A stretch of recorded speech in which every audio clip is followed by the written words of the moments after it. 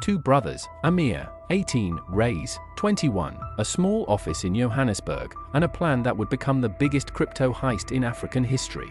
Their pitch was simple: give us your Bitcoin and we'll grow it, 10% daily returns.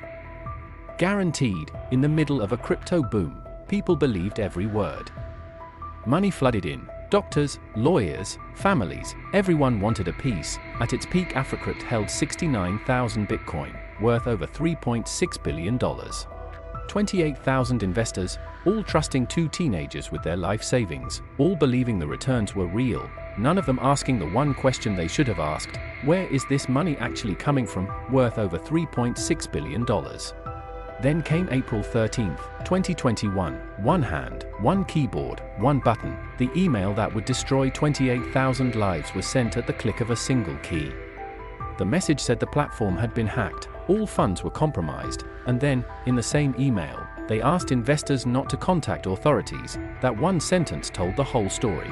Every legitimate company calls the police after a hack. They cooperate, they fight for their clients. Africrypt told their clients to stay quiet. That is not what innocent people do. The website went dark, error for 04. Phones rang in empty offices. Nobody answered. The doors were locked. The brothers were gone just like that, vanished.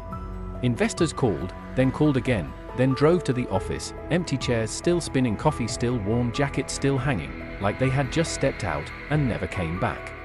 Everything was left behind, everything except the money. 69,000 Bitcoin, gone, split into thousands of transactions, run through mixers, scattered across hundreds of wallets worldwide.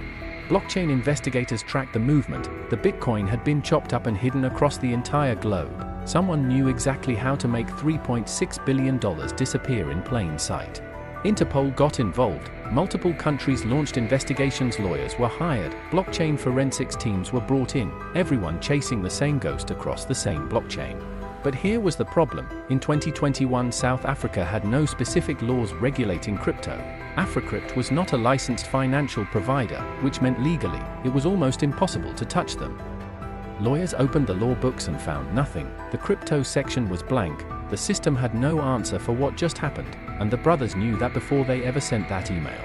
Case dismissed, insufficient evidence, no jurisdiction, stamp after stamp after stamp, and with every stamp, the brothers walked a little further toward freedom. They eventually resurfaced. Through lawyers' statement, our clients deny all allegations. They claimed Africrypt was genuinely hacked, that they were victims too. No charges, no extradition, no trial. Amir and Reis Kaji remain free to this day, walking the same streets, living their lives, while 28,000 people are still waiting for answers they will probably never get. The money was never recovered, not a single Bitcoin returned to a single investor. $3.6 billion, the largest crypto theft in African history, gone forever. Some lost their entire retirement, some lost everything they had built over decades, some families are still dealing with the consequences today, and the vault is permanently empty.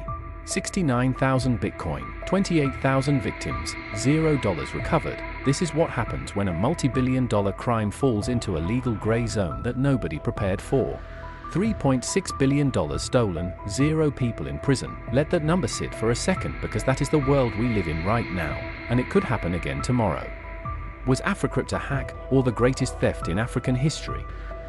Tell me in the comments. Subscribe to LoreCast, News Story, and trust me, and next week is even wilder than this.